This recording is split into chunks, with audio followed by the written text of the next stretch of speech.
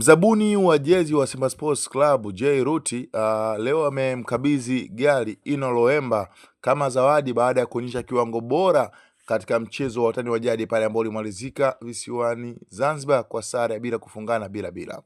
Loemba ni miongoni mwa wachezaji ambao wamesajiliwa na Jay Ruti kama ile ahadi aliyoitoa, lakini pia amesema hajatoa tu kwa sababu yeye ni mchezaji amemsajilia, yake anatoka katika wachezaji wengine wakiwemo wakina Libasi Goe na Enset Aura ambao atawapa yeye wiki ijayo.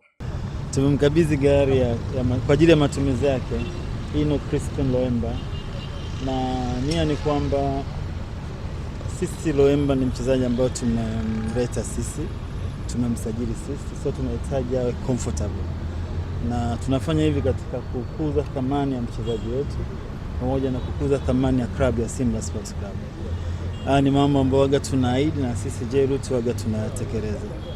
Na ifahamike kwamba sio tu kwa Ino Loemba, na hata kwa baadhi ya wachezaji wengine wa Simba tutawakabidhi magari.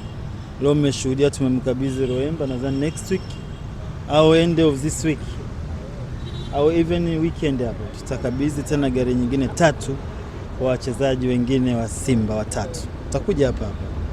Na zitakuwa gari mpya, gari za kisasa, gari zenye thamani ambazo zitaongeza thamani yao pia kama wachezaji. Tunataka wachezaji wawe comfortable, waweze kufocus kwenye kucheza, kutuletea matokeo sisi wana Simba. Kiwango cha mechi ya dabi pia kinasababisha Loemba leo kupewa plan? Hapana, hatujafocus kwenye mechi ya dabi tu. Loemba ni mchezaji mzuri, na iwe mechi ya dabi ziwe mechi nyingine, mechi zote zina carry uzito wa point 3.